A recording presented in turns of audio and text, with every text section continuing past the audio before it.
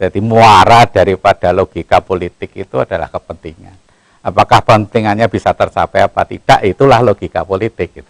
Tapi kalau logika ilmu kan tidak seperti itu, tidak selalu sudah berjalan. ada alur lah, ada alurnya ya. Kan itu Pak ya. Nah, terus kemudian karena saya berangkat dari komunitas pengusaha, tentu logika kita ini menurut logika pengusaha.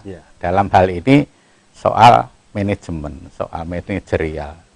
Nah, ini kadang-kadang bisa dikawinkan antara logika ilmu dan logika politik dalam konteks membahas tentang kriteria kepemimpinan gitu. Nah,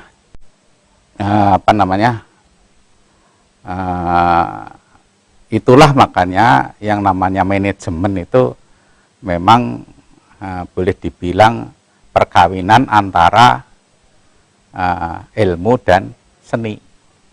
Kan itu kalau manajemen itu seperti itu. Tentunya secara lebih konkret dari Kadin sendiri kan mungkin punya harapan.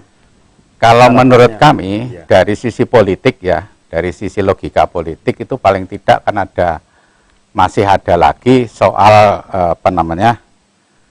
akseptabilitas dan elektabilitas. Itu logika politik seperti itu. Tentu setiap saat partai politik yang ingin mencalonkan seseorang atau kadernya menjadi seorang pemimpin politik itu kan pasti berpikir dalam konteks itu. Nah, menurut saya dari sisi komunitas pengusaha itu agak sedikit berbeda. Di samping kriteria tentang kompetensi, tentang integritas dan kapabilitas tadi, menurut saya ada beberapa yang kami rangkum sebagai sebuah tambahan kriteria, yaitu tentang otoritas dan karitas. Apa itu, Pak? Jadi kalau integritas itu adalah karakter dan etika yang harus dimiliki oleh seorang kandidat. Itu kan harus punya integritas.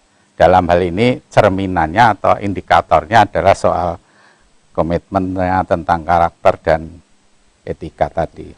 Kemudian soal kapabilitas itu kan menyangkut motivasi, pengetahuan dan keterampilan yang bersangkutan. Nah, kalau soal otoritas itu adalah kemampuannya menggerakkan semua potensi yang ada di masyarakat. Gitu. Kalau karitas ini, kalau karitas ini kan sebuah mantra yang sangat populer pada saat ini, yaitu kepemimpinan yang melayani. Nah, ini yang menjadi tren kriteria pemimpin yang baik menurut masyarakat sekarang kan pemimpin yang melayani. Bukan dilayani. Bukan dilayani. Nah, baik Pak Dirgo, sekarang saya ke Pak Tori. Pak Tori ini kan orang yang punya background pendidikan, sehingga mungkin apa yang ingin disampaikan Pak Tori kan juga punya muatan-muatan pesan kependidikan. Nah, bagaimana Pak Tori melihat sosok atau kriteria calon bupati yang akan datang, kira-kira yang seperti apa Pak Tori? Terima kasih Pak Wasan.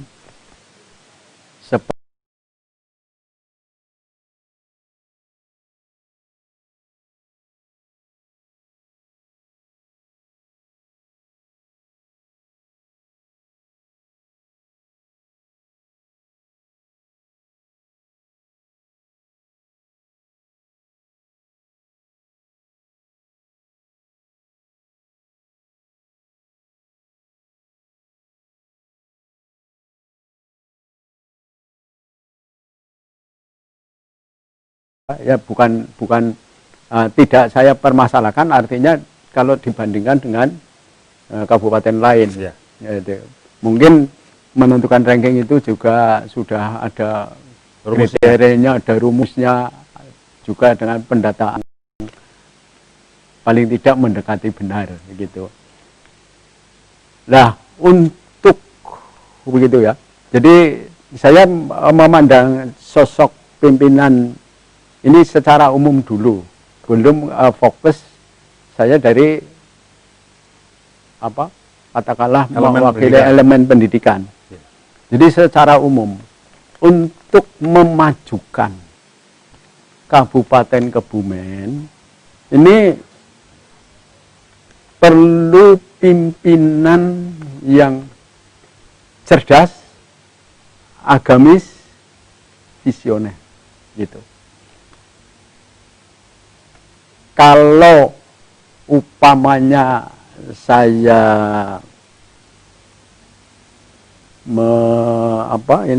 mengkriteriakan satu per satu yang diantara yaitu untuk memajukan Kebumen, dan saya tidak akan mengatakan memberantas kemiskinan, paling tidak meminimalisir kemiskinan. Maka harus Bupati Kebumen harus sebagai, kalau menurut istilah saya yang agak ekstrim gitu ya Pak Warjan, ya. Jadi manusia setengah dewa, begitu. Manusia setengah dewa. Iya. Emang ada Pak Tori? Saya ini hanya istilah. Iya. Gitu. Maksudnya apa? Maksudnya setengah dewa Pak Tori? Pemimpin kalau jadi pemimpin sudah ada niatan memperkaya diri, korupsi, maka jangan harapkan bisa memajukan Kebumen. Apapun alasannya. Sebab apa? Ya, kemiskinan kan akibat dari koruptor yang mengeruk kekayaan yang sudah mensistem, ya kan? Di mana-mana dari, ya maaf, saya tidak akan istilah Jawanya ngodak-ngodak apa ya Pak? Ngodak-ngodak yang di atas itu. Berapa triliun itu. Iya, oke. Ini sampai di daerah. Terus? Jadi seorang yang setengah dewa saja yang bisa mampu gitu ya. Iya, tapi tidak korupsi. Setengah dewa itu gambarannya orang yang seperti apa? Apa nggak cuma nggak korupsi aja atau bagaimana? Agamis. Agamis. Ya itu. Kalau orang yang, ya maaf, bukan saya sok apa ya, sok suci apa sok agamis ya. Orang yang berpegang teguh pada ajaran agama, insya Allah, kalau mau korupsi ya mikir-mikir lah. Seperti apa ya, orang disebut seorang tokoh agama begitu ya. Tapi kalau tidak agamis, bisa saja kan. Artinya, tingkah lakunya, karakternya itu tidak mencerminkan sebagai seorang tokoh agama. Jadi gampang saja akan korupsi. Terus yang kedua, paling tidak pro rakyat. Pro rakyat. Pro rakyat. Artinya apa? Ya tidak pro pejabat, pro atasan, pro golongan, gitu ya. Jadi dia itu membuat visi misinya mestinya kan yang betul-betul untuk kepentingan rakyat. Untuk kepentingan rakyat. Termasuk gitu. apa yang dia lakukan juga untuk rakyat. Untuk rakyat secara keseluruhan, tidak memandang golongan atau maaf partai gitu ya kan. Agama. Jadi untuk seluruh masyarakat atau warga Kebumen. Terus lebih lanjut lagi, pemimpin yang diharapkan untuk memajukan itu harus berani mengambil satu gebrakan gitu. Gebrakan, gebrak meja atau gebrak apa ini? Gebrakan ini seperti apa harus jelas nih, Bang. Ya, gebrakan. Untuk mengambil langkah-langkah yang apa ya? Yang kalau bicara lebih ekstrimnya itu ya revolusioner. Ya. Gitu. Berani mengambil langkah yang revolusioner. Iya, artinya berani mengambil langkah positif yang untuk memajukan Kebumen pada umumnya gitu. Berarti termasuk melakukan perubahan-perubahan yang mendasar. Perubahan yang iya, harus berani ya Pak ya. harus berani. Termasuk berani menanggung resiko begitu. Iyalah. Walaupun misalnya harus berujung ke penjara, tapi demi kepentingan rakyat, nggak apa-apa begitu. Ya, itu namanya negatif, Negatif, ya. kebijakan yang negatif atau apa tadi? Revolusi yang negatif. Baik, oke. Gitu. Baik, Juga ya. lagi masih bisa ya? Bisa, silakan singkat aja. Ya. Peningkatan dalam segala bidang apa ya, aspek kehidupan, seperti ini peningkatan pertanian. Ini sebetulnya perlu digarap, atau potensi pertanian di Kebumen itu benar-benar sangat apa ya, potensinya besar. Sumber daya alam juga sebetulnya luar biasa kalau menurut berita-berita yang saya baca gitu ya. Potensi sumber daya alam Kebumen ini sangat ini. Nah, terus pendidikan, kita yakin semua tahu kita jadi seperti ini, bisa membaca dan lain sebagainya, jadi pejabat, jadi presiden, itu semuanya lewat jembatannya yaitu guru. Terus? Sayangnya itu ya, khususnya di Kebumen, berapa banyak, ribuan Pak Warsan, guru-guru GTT itu sebulan hanya digaji 200 sampai 300. Kalau mungkin 200.000, kalau 200 juta jadi itu Pak anggota BPIP. Iya. Oh iya enggak. Oke, iya baik Pak Tir. Jadi gitu, gebrakan. Oke. Dipikirkan Iya. Nasib guru yang mencetak atau mencerdaskan bangsa. Bangsa. Saya Oke. kira itu Ya. sementara Terima kasih Pak Tori. Ya. mungkin terlalu banyak. Ya, cukup teknis juga nih. Sekarang giliran Pak Dokter. Ini dua narasumber sudah mengungkapkan Pak. Iya. Kriteria calon bupati yang akan datang kira-kira seperti apa? Gimana nih tanggapan Pak Dokter? Ya, tentu kita setuju ya, itu semua yang diungkapkan oleh Pak Dirgo maupun oleh Pak Mustori semua baik, dan itu yang ideal kan. Yang persoalannya realisasinya bagaimana, itu yang jadi persoalannya. Nah, tadi Pak Mustori yang pro rakyat, kalau saya pro justisia saja. Artinya pro keadilan. Iya, iya. Ya. Bukan karena asalnya pro justisia kan begitu? Iya, ya juga sih. Jadi Imina sebetulnya sederhana, ini udah banyak contoh ya. Kalau bahasa singkatnya, bagi saya yang penting bagaimana seorang bupati itu yang bersikap berkeadilan, bermartabat. Jadi mampu ngewongke wong, itu yang tidak mudah, Pak. Simpel sekali Pak Dokter. Iya, ngewongke wong itu simpel diucapkan, hanya beberapa kata, tetapi penerjemahannya bisa mungkin berpuluh-puluh buku ya. Jadi ketika seorang bupati itu mampu memanusiakan manusia, saya yakin Kebumen ini akan maju, kemudian juga akan sejahtera ya.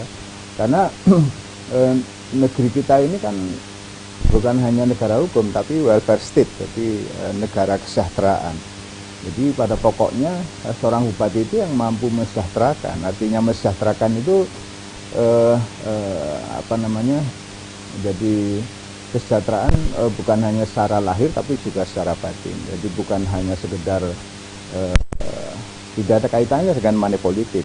Politik itu tidak kesejahteraan. Jadi muwur atau suap itu tidak mensejahterakan.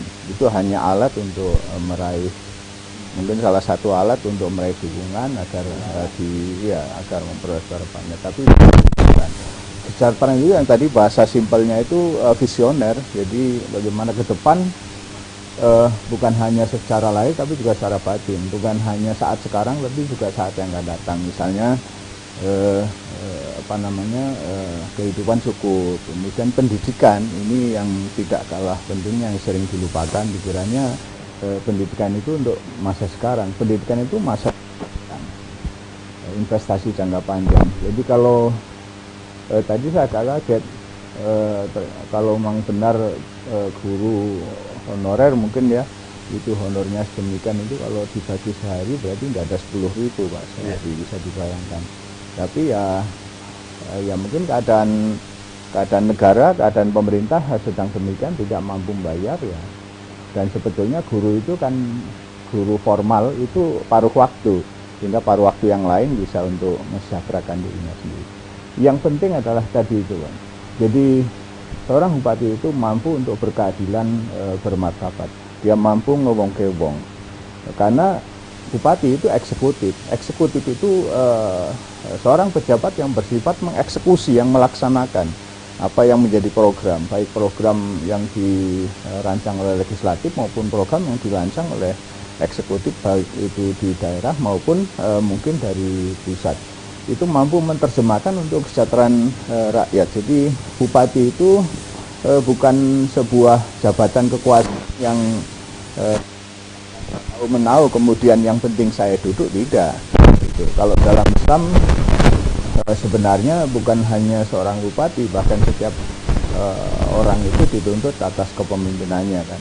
Dan bupati pun juga akan dituntut kepemimpinannya gitu. Nanti mungkin kita bisa diskusikan bagaimana proses pemilihan ini yang tidak kalah pentingnya. Kalau kriteria saya kira semua rakyat Kebumen sepakatlah kriteria seorang bupati itu apa ya, yang mensejahterakan, yang bisa memanusiakan manusia gitu. Tidak sekedar dia duduk setelah itu lupa ya. Setelah duduk lupa gitu. Gitu. Saya kira itu Pak, intinya di situ. Baik. Jadi sebenarnya simpel sekali Pak ya rumusnya. Bupati yang mampu mensejahterakan. Jadi tugas utama bupati justru bagaimana meningkatkan kesejahteraan masyarakat. Betul, iya. Lahir batin kan Pak. Betul. Ya.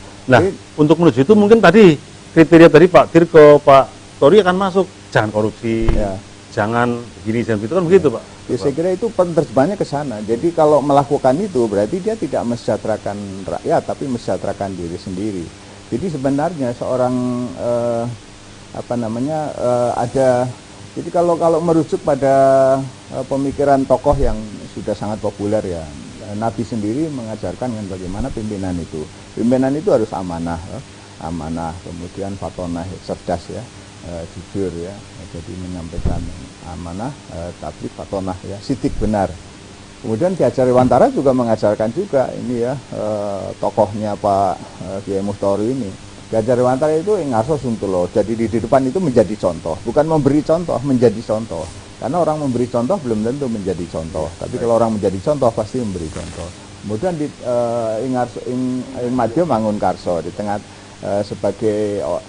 sebagai pimpinan itu harus mampu memotivasi, mendorong agar bisa membangkitkan, ya, tidak kemudian malah mensurutkan atau mematikan semangat. Kemudian Tutwuri Hanjayani dia mampu untuk mengawal kan itu. Itu yang penting itu. Jadi tiga itu dimiliki sudah cukup. Tidak harus seorang bupati itu dari orang yang banyak duit, tidak harus. Karena namanya duit bisa habis kan. Tetapi banyak visi, banyak manusiawinya sehingga dia bisa memanusiakan manusia. Itu yang penting. Baik. Itu Pak. Baik Pak Dr.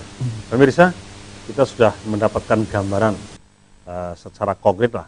Barangkali semua pihak juga bisa menerima bahwa kriteria calon bupati yang baik adalah paling tidak seperti yang disampaikan oleh para narasumber, berintegritas, punya kapabilitas, kemudian agamis, cerdas, bahkan kata Pak Tori, butuh sosok bupati yang setengah dewa, yang berani melakukan gebrakan-gebrakan yang revolusioner supaya bisa mendongkrak ya kemakmuran atau kesejahteraan rakyat Kebumen yang saat ini pada posisi termiskin bisa meningkat secara signifikan. Nah, sesaat lagi kita akan segera membahas tentang proses ya. Bagaimana untuk bisa mendapatkan sosok calon bupati yang semacam itu. Jangan-jangan prosesnya itu nanti salah sehingga tidak akan sampai kepada sosok yang semacam itu. Kita akan lanjutkan pada sesi berikutnya. Jangan kemana-mana, tetaplah di Pro Justisia.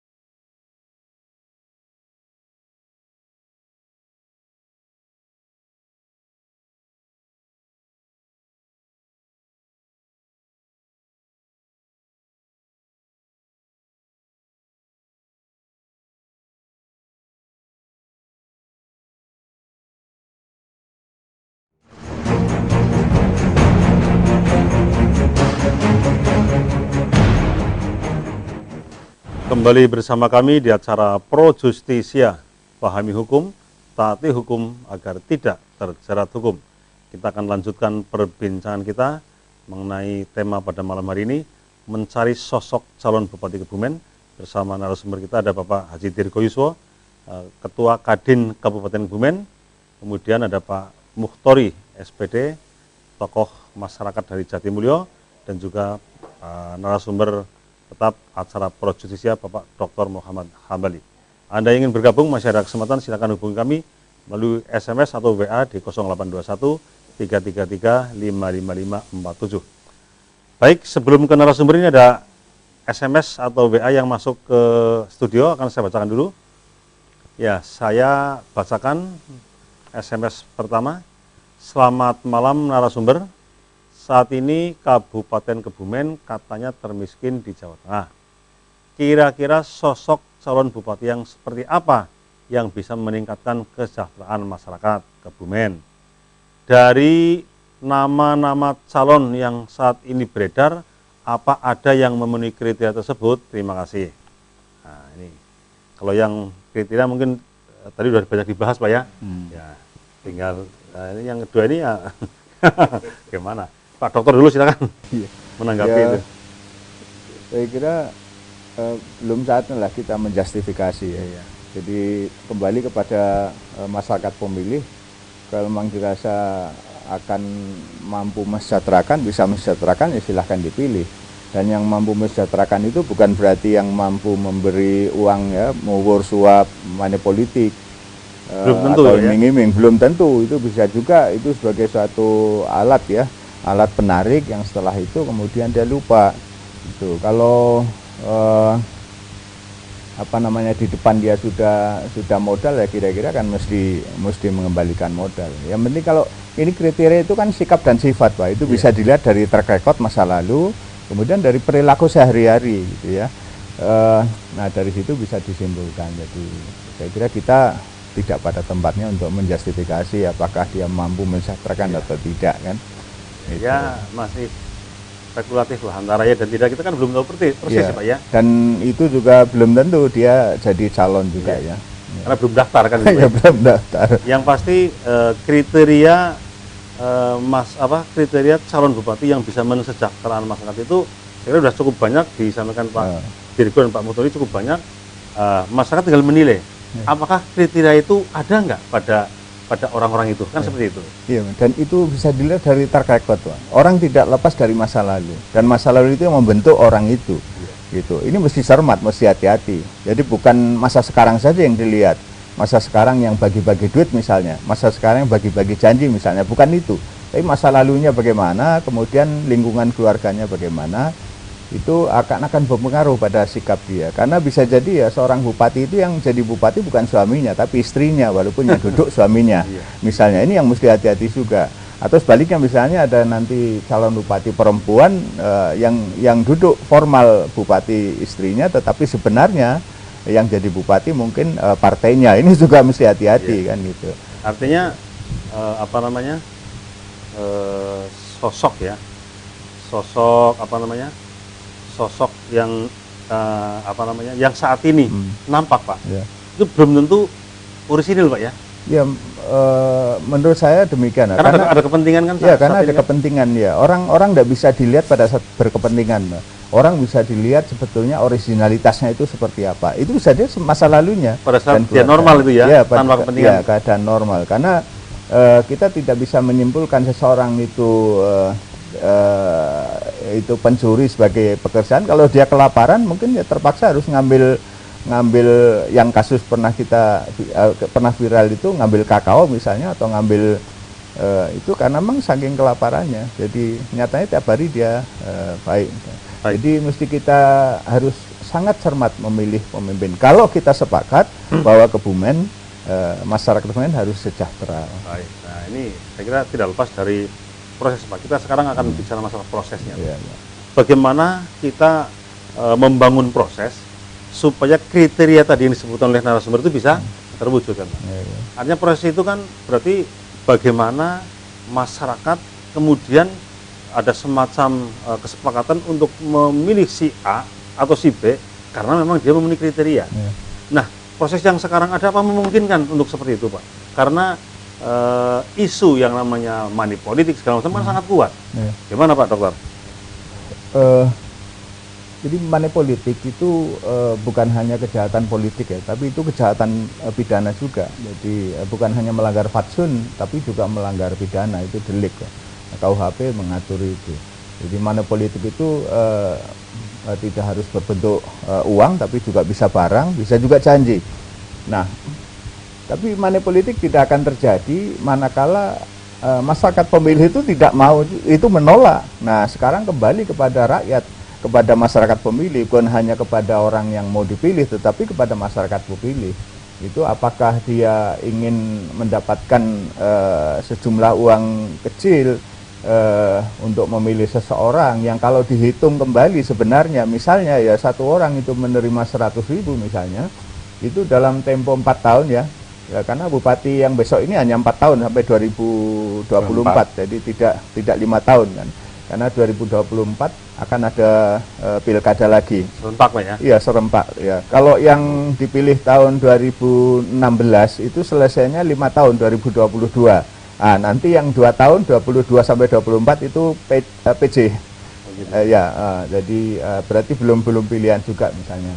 Nah, ini nanti selama 4 tahun misalnya 100.000, berarti setahun 25.000. Kalau setahun 25.000 berarti 1 bulan hanya 2.000. Lebih sedikit kan? 1 bulan 2.000 berapa coba? Masa hak suara kita digadekan hanya dengan uang yang sangat kecil, itu kan sangat sayang. Jadi ini kembali kepada komitmen kita bersama. Kita tidak perlu meyakini benar seorang calon itu akan mesejahterakan, tapi kita sendiri harus mampu melihat apakah dia mampu mesejahterakan atau tidak. Yang penting jangan sampai salah pilih.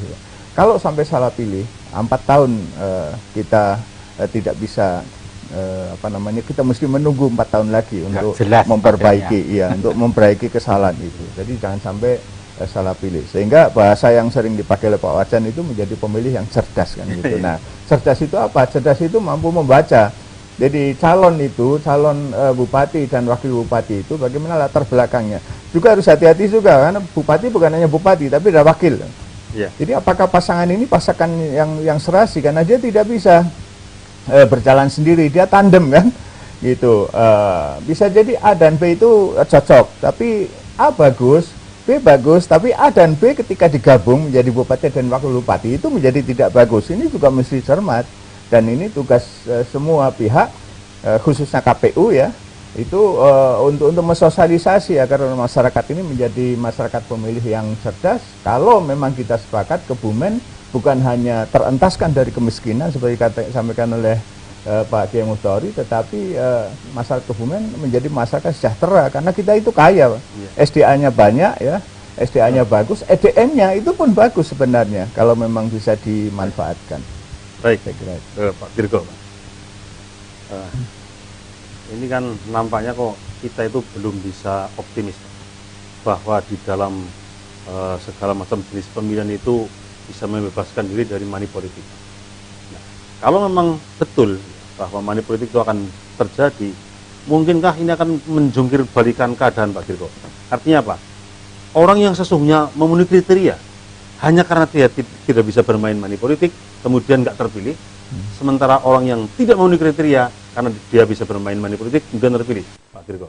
Ya, begini Pak Wajan, sebelum sampai ke sana, saya ingin mengingatkan bahwa ada 2 golongan calon pemimpin politik kita. Ya, apa saja? Yang pertama melalui partai politik atau gabungan partai politik. Ya. Yang kedua calon independen. Ya. Nah, kalau calon independen itu sebetulnya kan terpulang kepada tadi yang disinggung oleh Pak Hambali tadi adalah track record, dan masyarakat nanti yang akan menjustifikasi apakah track recordnya ini layak apa tidak dimunculkan menjadi calon pemimpin berdasarkan dukungan masyarakat kan, berapa KTP yang harus dikumpulkan kan. Yeah. Nah, yang pertama tadi itu melalui partai politik. Nah, partai politik ini terus terang saja menurut pengamatan saya pribadi belum mampu memunculkan secara optimal kader yang qualified dari sisi integritas maupun dari sisi kapabilitas. Ini terus terang saja mekanisme pembinaan kader di parpol ini terus terang saja belum secara optimal bisa kita harapkan hasil terbaiknya. Nah, sebetulnya yang berkaitan dengan dan punya kepentingan dan punya peran dalam proses pencalonan pemimpin politik ini kan ada 3 pihak. Yang pertama, partai politik. Karena partai politik ini mendapat mandat dari negara untuk melakukan proses rekrutmen calon melalui undang-undang yang mengatur tentang itu. Yang kedua, penyelenggara pemilu. Dan yang ketiga adalah masyarakat. Nah, ketiga pihak ini harus seia sekata tentang kriteria dan mekanisme pencalonan agar kita ini, masyarakat ini mendapatkan pemimpin yang memang punya kapabilitas, punya integritas tadi. Saya kira itu Pak Farjan. Sehingga yang perlu kita lakukan sebagai masyarakat ya tadi sudah dipageri, jangan sampai menerima duit atau money politik gitu. Dan diharapkan juga si calon yang bersangkutan ini jangan melakukan money politik karena itu terus terang aja akan melanggar undang-undang segala macam. Saya kira itu Pak. Tapi mungkin nggak Pak Dirgo? Mungkin nggak untuk bisa menghilangkan praktek money politik tadi? Kelihatannya Pak, ini kalau saya pesimis ya. Iya. Terus terang saja. Ya udah, kalau udah pesimis artinya justru ada susah. Ada semacam apa ya? Guyonannya itu pokoknya nek ya, ora dhewe ora duit ya ora noblos. Nah, ya, itu logika masyarakat yang banyak kan seperti itu. Itulah gitu. Apa itu termasuk kategori pemilih yang tidak cerdas nih Pak Tori? Ya jelas. Seperti tadi yang disampaikan Pak Doktor itu, masa 1 bulan dihargai hanya 2.000. Katakanlah anak-anak kita yang masih kecil, kalau saya ya cucu saya dikasih 2.000 mau jajan, malah jawabnya kan udah bisa beli anu begitu karena 2.000. Ya. Tapi gitu. Gimana Pak Tori mensikapi sikap masyarakat yang nampaknya juga berharap adanya money politik, gimana nih Pak Tori?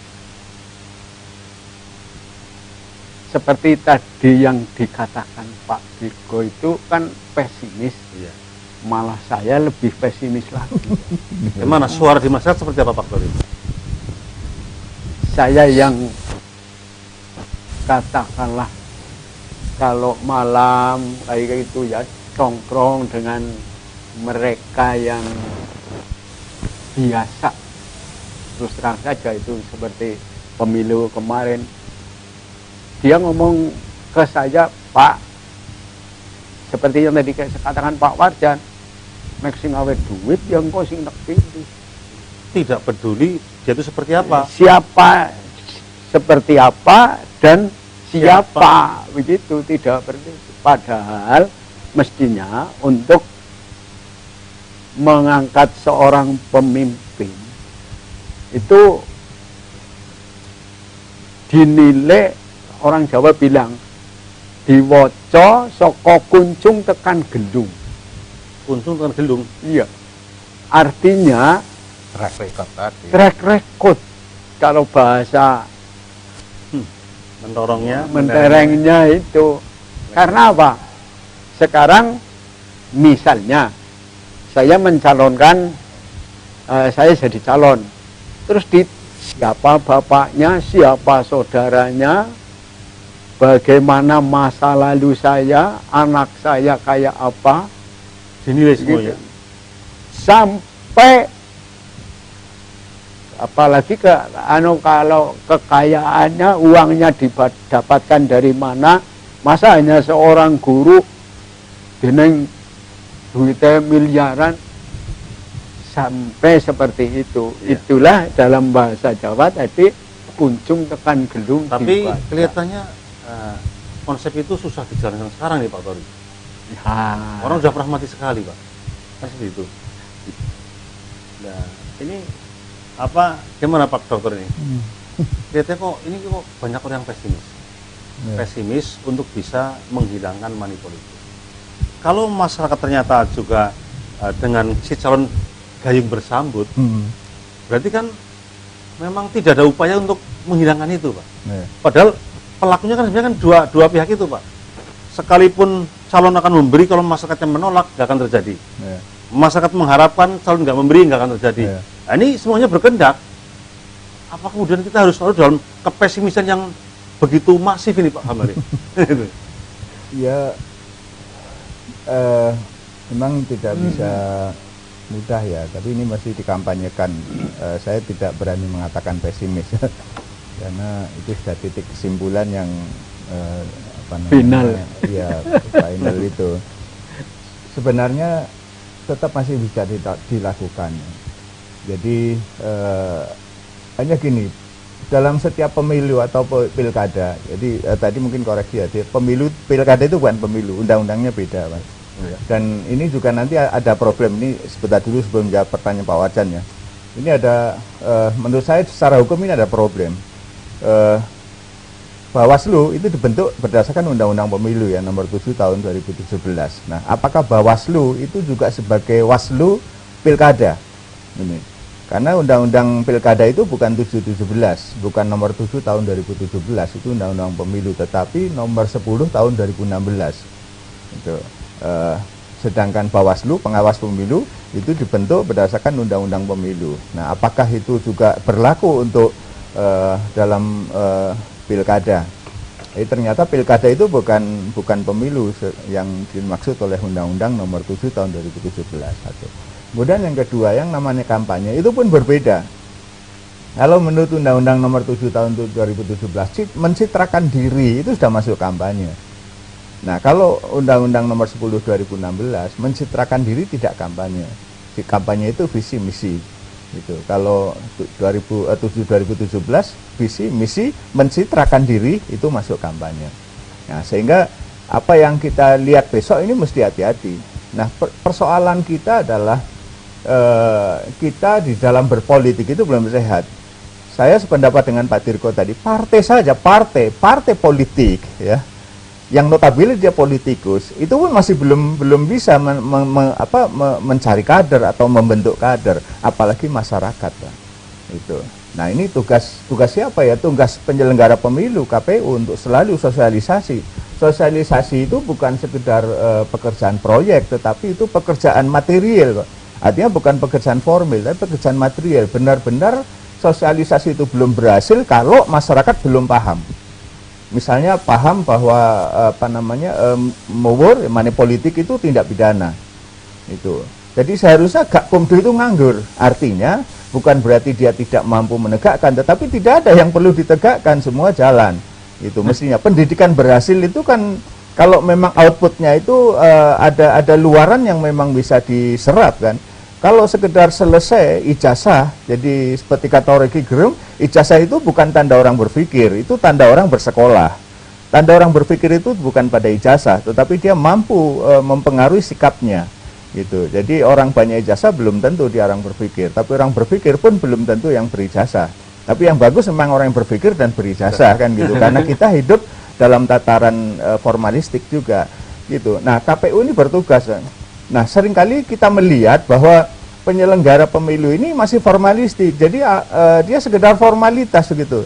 Kalau memang ada anggarannya dilakukan, bukan bahwa ini tugas penyelenggara misalnya. Itu kan bisa didelegasikan kepada pamong misalnya ya, kepada RT, kepada sekolah misalnya. Bisa berantai untuk sosialisasi. Sosialisasi bukan teknik bagaimana noblos, kapan noblos, itu ndak usah, itu dipampang aja udah dibaca. Kalau sudah orang berbondong-bondong ke TPS, orang yang ndak hafal pun, saya ndak hafal sekarang, Pak. Terus terang saya ndak hafal kapan, bulannya September kan, tapi tanggal berapa saya lupa, saya ndak hafal, Pak. Tapi nanti kalau bulan September ada rombongan ke TPS, oh ini hari coblosan, saya ikut saja gampang. tetapi mempengaruhi sikap agar menjadi pemilih yang baik itu kan butuh internalisasi. Jadi yang sering kali terjadi, sosialisasi itu sosialisasi jadwal. Padahal jadwal dipampang, diumumkan lewat media massa cukup. Yang tidak cukup mudah itu kan sosialisasi, internalisasi atau mungkin pendarah dagingan, pemahaman agar Pak Dirgo dan khususnya Pak Kiai tadi yang lebih pesimis, itu tidak pesimis lagi kan. Itu yang penting kan itu, ini perlu dijawab, bukan sikap ini harusnya bukan berhenti. Termasuk ini ya, bagaimana menjadi pemilih cerdas ini juga bagian dari sosialisasi Pak ya? Betul, iya itu. Jadi menurut saya sosialisasi bukan pengumuman jadwal, tetapi bagaimana menjadi pemilih yang cerdas gitu. Jangan memilih karena dikasih uang, tetapi memilih karena nantinya dia akan beruang gitu loh. Iya. Baik, Pak Dirgo. Ini kalau memang sudah menjadi satu fenomena besar di Kebumen bahwa masyarakat memang menginginkan buburan dalam arti money politik, ini saya kira ini akan menjadi satu kendala besar dalam rangka mencari sosok calon bupati yang didam-idamkan masyarakat Kebumen, yang mampu membawa kesejahteraan, yang mampu membawa kemajuan dan sebagainya. Nah, untuk mengatasi itu Pak Dirgo, ini kan kita kan melihat dua kutub yang berbeda. Masyarakat juga menginginkan dan si calon juga mungkin mau memberi. Nah, kalau untuk menghilangkan itu barangkali lebih mudah kalau kita mengkondisikan calon Pak Dirgo. Masyarakat kan banyak sekali. Calon kan hanya berapa? Mungkin nggak Pak? Calon ini bisa diplokoto. Jadi begini menurut saya Pak Hasan. Logikanya masyarakat itu karena respon terhadap kondisi yang ada. Artinya begini. Kondisi yang seperti apa itu? Jadi artinya begini. Kalau selama ini pemimpin-pemimpin kita, katakanlah kepala daerah, bupati, gubernur, presiden itu tidak terasakan kinerjanya oleh masyarakat, tentu jauh perasaannya terhadap masyarakat, perasaan masyarakat terhadap pemimpinnya kan pasti jauh. Ya. Karena nggak ada dampaknya, saya milih dia itu nggak ada dampaknya terhadap peningkatan nasib atau kesejahteraan saya, sehingga kita cuek-cuek aja terhadap. Tapi coba kalau ada pemimpin yang punya komitmen dan bisa dilihat kinerjanya oleh masyarakat, itu saya kira tanpa dibubur pun masyarakat pasti berbondong-bondong. Kan ada kepala daerah yang kemudian terpilih, terutama yang kedua kali ya, itu sampai lebih dari 70%. Itu kan bukti bahwa ada kedekatan antara masyarakat dengan pemimpinnya. Nah, diharapkan kita ini dapat calon-calon yang akan kita pilih itu adalah yang punya kedekatan seperti itu. Dan menurut saya yang paling bertanggung jawab terhadap kemunculan atau tidak munculnya calon-calon yang punya kriteria semacam itu adalah partai politik. Karena partai politik inilah yang akan menyajikan si calon. Jadi masyarakat ini kan tinggal nerima aja. Mau milih Pak Warjan, kalau enggak dicalonkan oleh partai politik, gimana saya mau milih Pak Warjan, kan begitu. Jadi saya kira bagaimana rekrutmen calon pemimpin politik ini oleh partai politik itu kuncinya ada di sana. Sehingga menurut saya wacana tentang money politik, kalau saya tadi saya sampaikan saya pesimis, bagi saya nggak penting. Nggak penting apanya? Money politik itu nggak penting untuk dibahas. Karena kalau kemudian calon yang akan disajikan itu tidak punya kedekatan atau track recordnya itu diragukan oleh masyarakat, money politik pasti terjadi. Ya, kalau begitu, apakah money politik juga satu upaya untuk menutupi kekurangan si calon? Ya pastilah. Supaya bisa mendapat simpati dari masyarakat, kan begitu?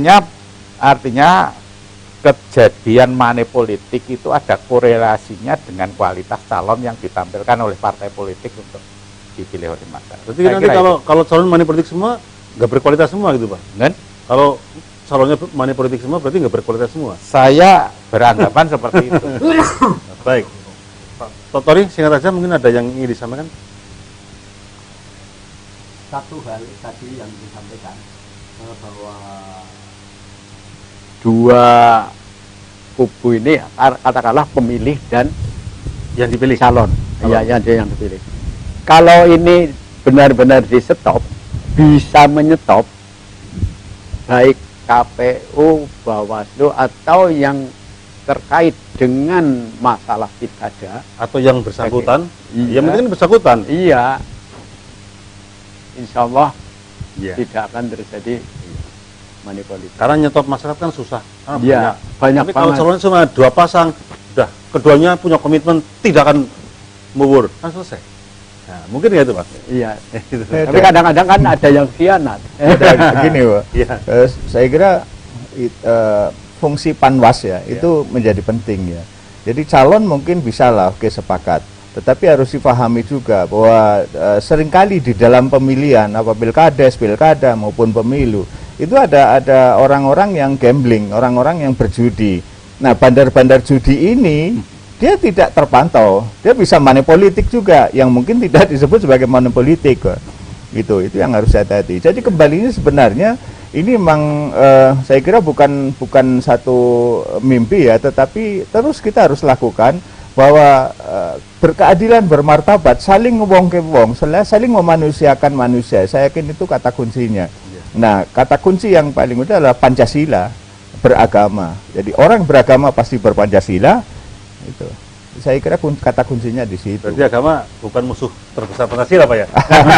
Ya itu yang lagi viral ya. Ya. Baik Pak Dr. Pak Tori, Pak Dirgo, saya kira kita udah habis waktunya, sehingga terima kasih atas bersamanya. Dan juga pemirsa, kita sudah bicarakan tadi, sudah bahas cukup panjang bagaimana mencari sosok calon bupati yang kita harapkan untuk Kabupaten Kebumen ke depan.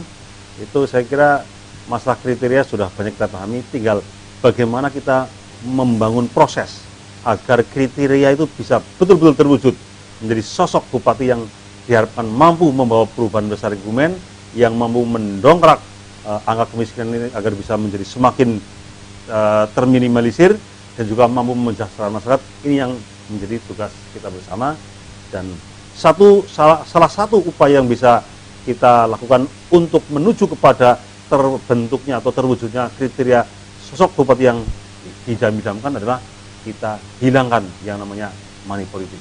Karena money politik dapat menutup kekurangan yang ada pada calon, sehingga orang yang dalam kondisi seperti apapun, karena dia mampu memberikan money politik, maka seakan-akan dia menjadi sosok yang dikehendaki karena memang dipilih oleh banyak orang. Saya kira itu tugas kita bersama. Mulai sekarang kita mari bersama-sama berkomitmen untuk tidak membiarkan terjadinya money politik. Sampai ketemu minggu depan. Wassalamualaikum warahmatullahi wabarakatuh. Waalaikumsalam.